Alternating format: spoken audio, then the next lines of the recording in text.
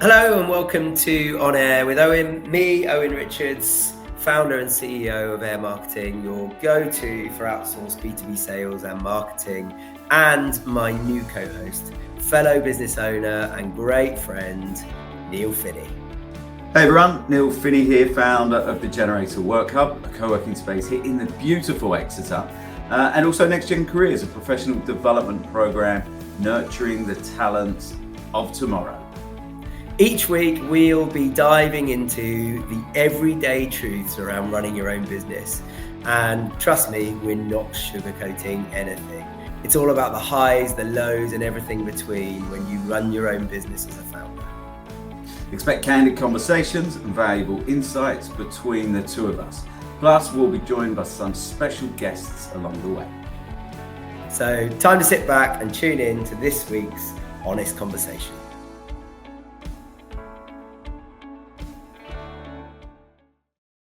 Hey guys, welcome to another episode of On Air with me, Owen Richards, and my wonderful co-host, Mr. Neil Finnie. How are you? I'm good. Yeah? Yeah. Trying to work out where you are. I'm in one of the meeting rooms. I don't usually use this one because it's got like green wall, but we can see there is stuff in here. But it's just one of our kind of smaller hidden away. I didn't know if you'd been arrested and you were in a cell somewhere. It does look a bit like that, having doesn't to it? do this. Yeah, I'm kind of blending in with my grey top. But yeah, I just got off the back of a weekend of solo parenting, and all those solo parents out there, my God, I tip my hat. Hats off. Well, yours are pretty easy as well, mate, aren't they? I mean, your girls are they're pretty good. They are. They spent the whole weekend ripping the piss out of me though, because I guess there's a TikTok thing which is about the dad stance, and all weekend if I meet someone, like we went out to Woodbury Common and I met someone and I was just chatting to them and the girls were absolutely pissing themselves. I was like, why were you laughing? They're like, dad stance. And I was like, what are you talking about? Stance. Yeah, so STA. like a pose. And what it is like stand with your legs like kind of shoulder width or a bit wider apart, and then kind of arms crossed, and then kind of. And I was like, what? And it's seemingly it's a thing. It's this thing where everyone's taking pictures of their dads with his dad stance. But all weekend, it's just something that I naturally do. But I wasn't doing it again. Was I? They're like, yeah. So I was like, oh man, it's so embarrassing. Become my dad. But it doesn't make you feel really subconscious. Suddenly you're thinking about. Well, and I've done it in the space that I'm like, how am I standing? Like, have I got some weird stance? But it's like when I was walking as well, I found out that I crossed my arms behind my back, walking like an old man. You know, when they like older people do it, they kind of walk with their hands clasped behind their back. So, you've got all this to come. You've just turned 40. Wait till you're near 50. You'll get your dad stance and you're walking with your hands clasped. Well, mate, the moment you said that, I was like, hang on a second. I'm sat down, but this is the dad sit, apparently. Well, I said to people in the space, and they're like, yeah, you do that. Like, so you've noticed it enough that it's a thing I do. They're like, yeah, you kind of stand. It's, oh, no. Yeah, you do a lot of things we just overlook, Neil. It's all right, don't worry. Love it. Oh, well done for getting through a solo parenting weekend. You clearly deserve a medal. Yeah, we're gonna crack on today, and we're gonna talk about. Do you know what everyone's talking about this right now? So we're certainly not alone talking about AI within our sectors, because it is a conversation that's becoming more and more part of the workplace. I think AI means a lot of different things to a lot of different people, and I just thought it'd be good for us to pick up, I guess, how it's impacting on your industry and your businesses, what you're doing with it, whether you're finding it's working, what's the perception on it in the circles in which you're working, a bit about our exposure to it as well, and just give people a sense of what we're seeing. So let's start at the beginning. For you, is it part of your business plan? Are you doing anything with it? It's part of how we now work. We've been using it for quite a while, actually. Before ChatGPT, there was like, what was it called? Jarvis. I think it was Jasper. I think it was Jarvis, then it had to rebrand to Jasper. So we were using it in that capacity for supporting in, content creation and other bits and pieces. And we adopted it, I guess, quite early in terms of just supporting our workflows. And as a small business, internally, it makes a massive change in terms of what we can achieve. We can put out more content, we can put out better content. Obviously, we still have that kind of creative inhuman piece that we kind of utilize. So I think it's allowed us to be more effective and probably to allow us to focus more time on the things that we consider important, which is, building stronger networks in person with the partners we have.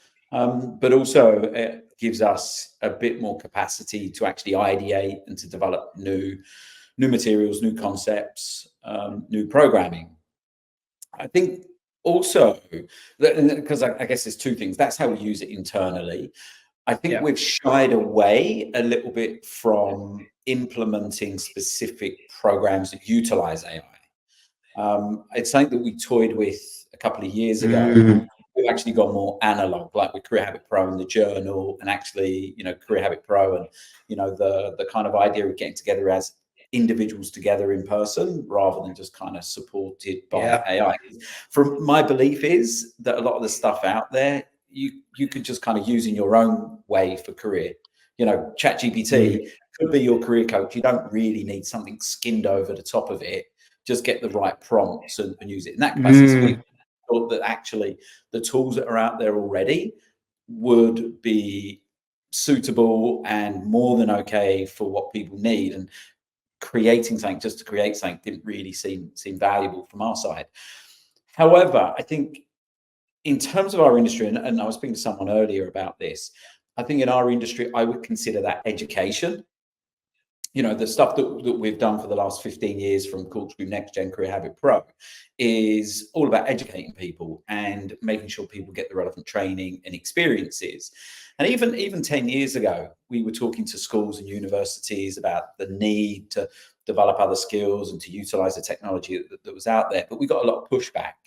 No one was really that interested. Fast forward to today, and I think universities and schools are like, damn, we've not kept speed with what's going on, the possibilities of technology and what can be achieved.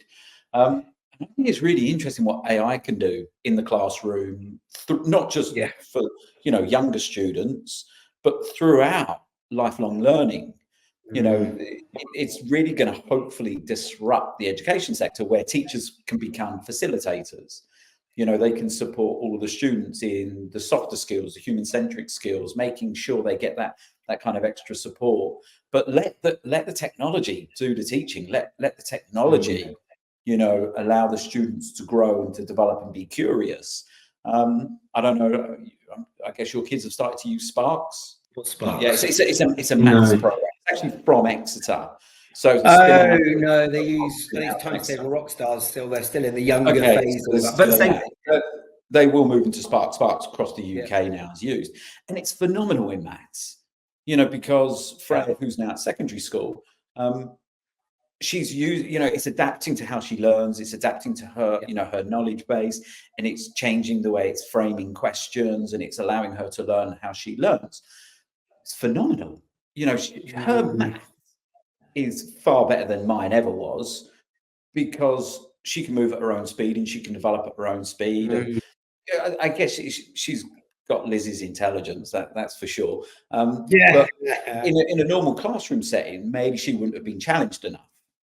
Or for Sadie, again, her maths is probably more akin to mine, but she might have felt that she was struggling to keep up and then got left behind. Whereas now she's able to kind of overachieve for her ability as well.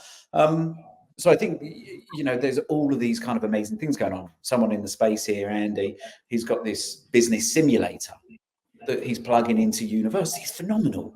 The AI that could be behind that to give all sorts of situations and scenarios, it blows my mind. I think there's a lot of positivity in the educational space from me anyway, in terms of what it can do and how we can really take education to the next level. It's fascinating, isn't it? So as a business owner, it's one of those really difficult things where it's clearly going to have a big impact on the way people do business, right? The way people consume information, the way people learn, the way people want to work in their day-to-day in business or in education or wherever. But it might not be something you're comfortable with. You may not be an early adopter. It might not be something that might not wire with the way that you think and you learn and all that sort of stuff. But it's almost like, this is where you have to be super adaptable as a business owner, isn't it? Where it's like, actually, you can live in denial for a period of time, but there comes a point where actually you've got to start paying people to think about this stuff and start incurring costs to move the dial. And that might be moving the dial just to stay up, to stay up with it, like stay in line with everyone else and stay up to date rather than actually get ahead. But it's an interesting one, isn't it? Because you can't go into business and plan for this stuff. No, I think it's quite a scary thing as well.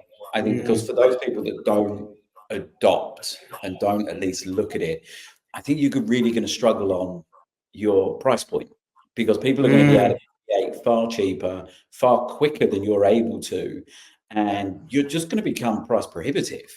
And I think there's also going to be a bit of a flux, isn't there? Because we can pump out as many articles and as many pieces of content as we like now. I think that there was a stat that said the amount of content that will be created in the next couple of years will never ever be able to be consumed because there's just far too much of it. And I think that's the thing in terms of I think people will get, would there be a backlash against it, or how you find your content? I don't know. Like, we thought, well, actually, let's not create as much content that's written because everyone's going to assume that's ChatGPT, and let's create a podcast. But then, as soon as I said that, we're not too far away from being able to take my face, my voice, my words, push it through an AI piece of software. It's already there. And it's already there. Yeah. Yeah, maybe still a bit glitchy. Am I? Yeah, but we did it. We had a podcast, and it's on Google. I can't remember what it's called, like Google Note Taker or something. And what you can do is you can give it a URL. And you say, from this URL, I want you to create a discussion about it. And these are two AI audio kind of characters bouncing off each other about this piece of content that they've just consumed on a URL. It's phenomenal. It was more interesting than me, which isn't hard, but but you have to keep us up to speed with it. I'm putting myself through a Mid-Journey course. So Mid-Journey, creating the images and everything else. And I thought, well, the reason I want to learn it isn't that I want to create images, but I want to learn more about prompt building. I want to learn more about how information's consumed, how it can be used. But this course, in the space of 3 months, has changed every month. The content, right, what I've created here, forget that, this is the new one. Okay, forget that, this is the new one. And it moves so quickly. Yeah, it does. You know what, there's a couple of things I would say. One is, somebody said this to me the other day, which I thought was a really good way of positioning it, which is that people are quite scared of AI, right? Because the historic sort of image was, robots are going to take over the world, all this kind of stuff. I don't actually think people know what AI is. Like, what is artificial intelligence? Somebody said to me the other day, the majority of AI, particularly that we use in the workspace, is not AI, it's machine learning, and there is a difference. Now, I'm no expert at this, but in simple terms, the way he described it to me, I thought was really useful, which is that machine learning is, we put an input in, we tell it if it's right or wrong, and it does more of the stuff that we say is right and less of the stuff that we say is wrong, right? That's been happening for years and years and years, but it's computer, so it becomes more certain over time. So a simple way of doing that is that, we're inputting content, we're asking that a question, it's filtering through, it's taking that information. If you go in GPT and say, did you like this answer? 1,000 people say no, and one says yes, they're not serving that up again, they're serving up another piece of information. But all it's doing is aggregating and making available that information. And it's interesting when you break it down to the machine learning element of that. Can be a content thing, that can be a visual thing. So they were talking about a video of, this is actually something I went to at Exeter University a couple of years back, where they had They wanted to count cows going through a certain spot in a farm, how many times a day or how many cows. And the computer was trained to identify the difference between a cow. And in one case, it thought that this part of the cow was its head, but it was actually a head and its arse that, had similar markings. And they trained it, and then next they say, no, that isn't. And they can tell the difference, very subtle, but then it knows that isn't next time, and then it gets it right the next time. And that's all we're doing, right? Is we're training a machine to do what we tell it to do by, it's like training a dog, giving it a biscuit when it does well, and and saying no when it doesn't do so well. And you think when you break it down to simple terms, all of the stuff we're using is that we do something, we automate the process, and we say whether it's right or not, and then it does more of that stuff. And it's a nice way of thinking about it, because I do think, you get, as soon as something like this comes in, fad or sustainable, doesn't matter, you get all these people who start to jump in with these big words and all this kind of commentary around, next gen AI, we're going to be doing this. You just get, whoa. Let's just try and make it, consumable for the average business owner, for the average professional, for the average salesperson, for the average FD. Make it so that they can consume it and adopt it, rather than making the barrier so high, because we're. But do you think that? But the barriers aren't high, are they? I don't consider the barriers. I think the emotional barriers are. Potentially, but I think, I don't know, maybe it's the people that I'm surrounded with. Most people, they know it's large language models. They know, what it's used for. I think and there's two things. I guess there's a concern of the scariness behind AI, and I've listened to a few people in terms of actually should be coined something completely different that's more accessible to people. I think the majority of people understand that it's not sentient beings that are going to start thinking for themselves yet. It's definitely, it may be something that can happen in the future. I don't know how far away. But I think it's anything new, and I think business owners of a certain age are probably more reluctant to buy into it and to consume it because of an age thing. I think we've spoken about this before. As we get older, it becomes harder for us to learn new things, whatever it is. It's that whole thing of my mother-in-law having to have remote control pretty much taped over, apart from the volume button, the channel buttons, because she gets freaked out by the amount of buttons and opportunities on it. Yeah, but that's just the same for all of us. We'll all get to that stage where it's just like, it's something else I've got to build in. It's something else I've got to learn about. Our plasticity in terms of our brain, in terms of how we learn, becomes more hardwired. But I think, and like, it becomes accessible when it's on Google now. Gemini is plugged in there in terms of supporting us with our search results. It's built into Google Suites, which a lot of small businesses will use. I think it's not enough to just go along with how it's just being inbuilt into everyday life. I think you have to have a more considered approach at the technology that's out there. You do, and I think that's what you're right. The barrier to entry is low now because it's available. It's made available in the places we were already hanging out, and I think that's the key to getting people integrated into using it. But the barrier to entry for somebody to go and proactively do it. I mean, I see people literally spending half their career trying to look at how to use AI, doing something new because they think they should, and you think, whoa, slow down. Let's just make sure. Let's make sure we're not trying to do it all in one go. And I think that kind of narrative around AI is going to take jobs and it's going to be doing this, and if you're not ahead of the game, you're going to lose out, and it's all that sort of that fear mongering where it gets people thinking, "God, I've got to move faster than I actually need to." But this, but I like, you look at some of the stats behind it, and I was reading an article this week about how, like, at the moment, there's a real difficulty for them to find the individuals to come in for new positions, mainly construction and manufacturing. That's where the big dearth of opportunities are, because we're not training our young people up to have trades or to work in manufacturing. But on the flip side of that, I think those individuals that are in marketing or media or accounting, whatever it is, those entry-level jobs aren't there. I've spoken to a lot of people in tech and a lot of people in different industries.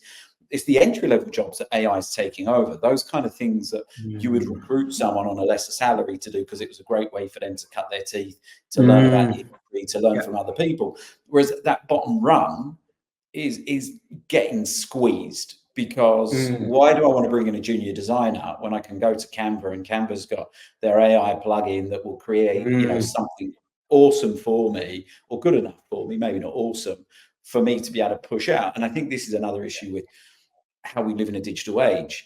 The quality that we're willing to accept is far lower than it's ever been, because it's very throwaway. I'm going to put something on LinkedIn, I'm going to put something on TikTok, I'm going to put something on Instagram, and it's gone. You know, so you're not so worried about the quality. So again, you're not paying for those higher end designers, and designers are struggling, and graphic designers are struggling. So I think there's a real issue with jobs at the moment, and it is a bit scaremongery, but it's learning the skills that are in demand. And I think a lot of people, if you can use AI and you've got bigger output, you become more employable, because you know the things you can do are more interesting. Or if you don't want to do AI, go and learn how to be a plumber or an electrician. They're also in demand. Always be needed. And no one can do them. And I think this was the other interesting thing from, again, when we speak about AI, that everyone, you know, 20 years ago thought, oh, we're never going to need any builders or plumbers or any of that kind of, I guess, the blue collar workers again, because robots are going to do it all. Whereas actually it's on the flip side. It's all the accountants, the lawyers, you know, those that are working in marketing, in business. They're the ones that are going to get impacted, because robots still can't go and put up a 4-course wall in a morning. Even though, did you see Tesla and their new, was it Opitron or something, their new robot? No, really. Again, it's one of those things that on face value, when you see it, you're like, oh my God, the robots are taking over. It's like the robot out of I Am Legend. Is that I Am Legend? Yeah. No, iRobot. Legend's the other one. And this thing, the way it moves, the dexterity of it is phenomenal, but there is still a human controller behind it. I think someone that's moving it and doing other bits and pieces. My God. It's scary. But this is where, okay, so this, I think this emphasizes my point. So, you know, that is a whole, it's like putting education. What's educate? Like, there's so many elements of education, or sales, so many elements of sales, right? Everything's under AI banner. And this is the problem, right? So actually, here's a really good use case of AI that I found with one of our clients. So shout out the company called Colossian. They take boring PDF policies. So you think like an internal policy or training document, or something that you or I would get given on our first day at work in a new job. Read this, and it's 24 pages of something, and it's just words about something that isn't actually that interesting, but we know we have to do it, right?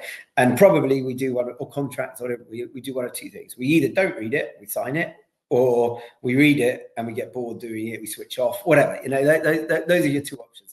Nobody's reading that with enthusiasm and vigor. It's just not a thing.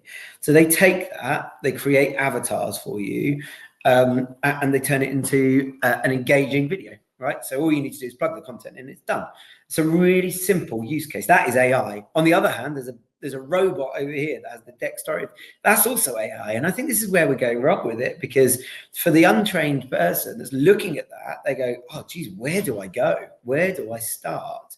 And the more we can serve up the simple cases and get people to realize that you don't have to run your business using AI, but if you can get these little micro movements operationally within the business, and then some bigger movements from a process perspective, whether that be across sales or marketing or ops or whatever, or commercial, then all of a sudden you're using AI, but you're using it to do the things that work for you, and you're not worried about the other stuff.